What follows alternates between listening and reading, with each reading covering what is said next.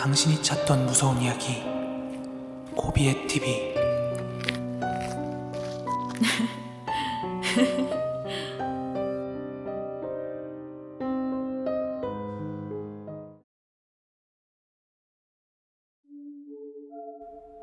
(2023년 6월 12일) 코비의 TV 공포라디오입니다. 코비의 TV 구독자 임상훈님의 제보 사연입니다. 제가 대학교 때 실제로 겪었던 이야기입니다.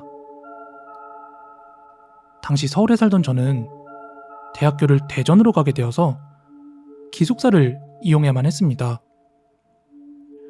당시 기숙사는 두 개의 건물이 기역자로 꺾여서 분리가 되어 있었고, 각각의 건물이 남자 기숙사와 여자 기숙사로 분리가 되어 있었습니다. 그리고 3층에는 그 건물과 건물을 이어주는 통로가 연결되어 있었는데요. 근데 여자 기숙사에서는 그 건물 3층으로 오르내릴 수 없도록 철창으로 막혀 있었습니다.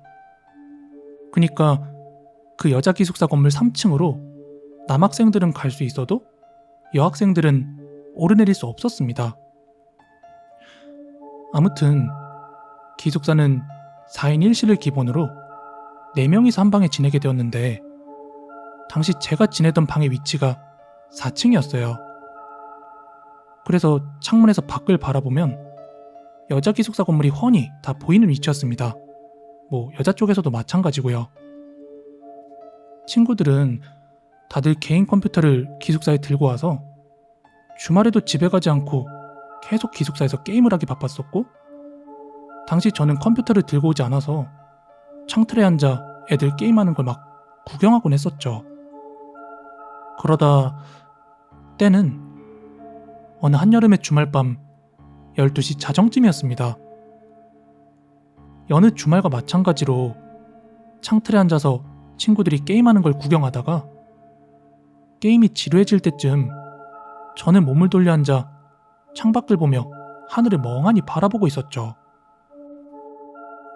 그러다가 여자 기숙사 건물 화장실 쪽 창가 쪽에 뭔가 인기척이 느껴져서 쳐다보게 되었는데, 웬 검은 물체가 세면대 앞에서 미동도 없이 거울을 빤히 쳐다보고 있더라고요. 처음엔 개의치 않고 그냥 사람이 있구나 정도 생각을 하고 다시 몸을 돌려 친구들의 게임을 구경했습니다. 그리고 한 30분 정도 지났을까? 다시 지루해지는 틈을 타서 창밖을 보게 되었는데, 여자 기숙사 건물 화장실에 아까 그 검은 물체가 여전히 미동도 없이 거울을 바라보고 서 있는 거예요.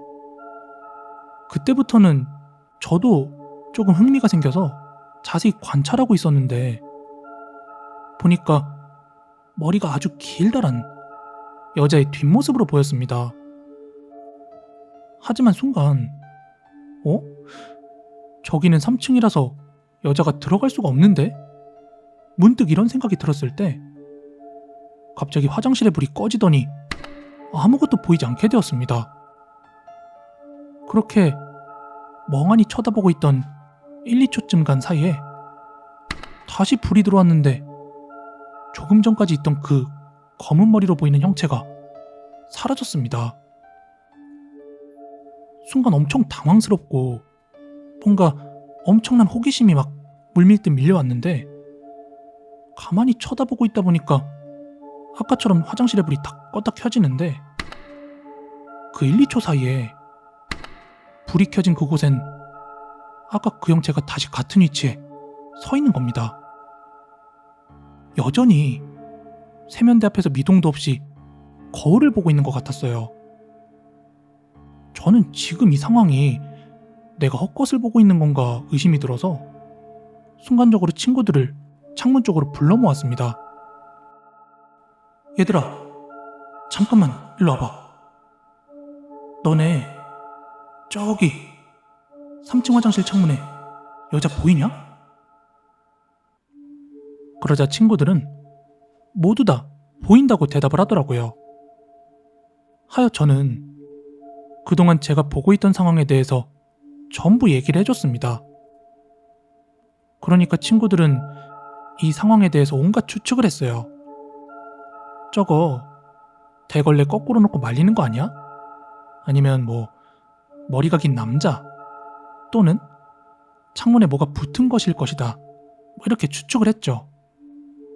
근데 그때 20대 남자 4명이 모이니까 왠지 모를 자신감과 호기심이 가득해져서 친구 중에 한 명이 이런 제의를 했습니다. 야, 가위바위보에서 이긴 사람 한 명만 여기서 창문 보고 있고 나머지 3명은 직접 가보자.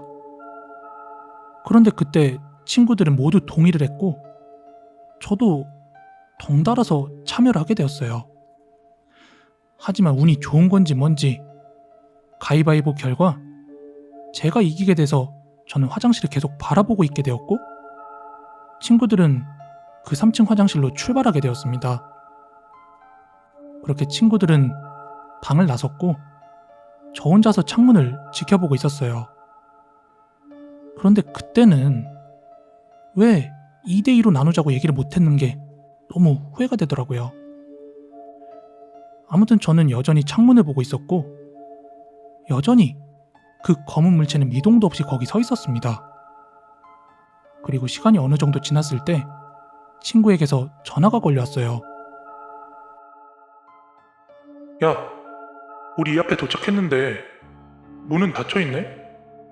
지금 들어갈 거니까 전화 끊지 말고 있어봐. 이윽고 친구들은 문을 열고 화장실로 들어갔죠. 어? 아무것도 안 보이는데? 너 아직도 보이냐? 아직 있는데? 잠깐 창문 쪽으로 와봐봐.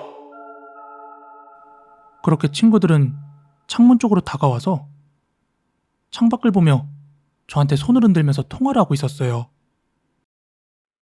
야, 나 보이지? 그거 아직도 있냐? 야, 지금 너 바로 앞에 있어. 친구들은 혼비백산하며 전화를 끊고 화장실 밖으로 도망 나갔습니다. 저는 너무 소름이 돋는 한편 저게 어떻게 내 눈에만 보이지? 하는 생각이 신기해서 계속 쳐다보고 있었는데 그 순간 검은 머리의 여자로 보이는 그 물체가 제 쪽을 향해 천천히 몸을 돌리더군요. 비록 거리가 멀었지만 이게 몸을 돌리고 있다는 사실을 분명히 알아차릴 수 있었습니다. 그 물체가 천천히 몸을 돌리면서 제 공포감은 더욱더 커져만 갔어요.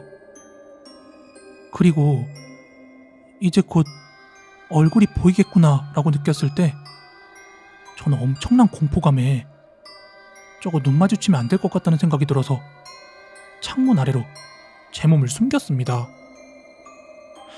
그렇게 공포감에 덜덜 떨고 있을 때쯤 친구들이 혼비백산하면서 문을 열고 들어왔고 다 같이 이제 모이고 나니까 안도감이 든 저희들은 다시 한번 창문 밖으로 그 형체를 관찰하려고 했는데 그 검은 물체는 어느덧 사라져 있었습니다. 친구들은 다들 엄청 흥분하면서 자기가 겪었던 일에 대해서 막 무용담처럼 얘기를 하다가 다 같이 마음이 진정된 이후에 각자 다시 자리에 앉아서 게임을 시작했어요. 저도 얼떨떨하게 넋놓고 있다가 제 정신을 차리고 친구들의 게임을 구경하고 있었는데 조금 있다가 다시 그 일이 생각나서 창밖을 쳐다봤는데 그 검은 형체는 다시 보이지 않았습니다. 그리고 그 다음날부터 3, 4일간 계속해서 창밖을 바라봤지만 다시는 그 검은 형체를 볼 수 없었습니다. 도대체 그날 저희가 다 같이 봤던 그 검은 형체는 무엇이었을까요? 오늘 준비한 무서운 이야기는 여기까지고요. 가시기 전에 좋아요, 구독하기 꼭 좀 한 번씩 부탁드리겠습니다. 저는 내일 더 무서운 이야기로 찾아오도록 하겠습니다. 감사합니다.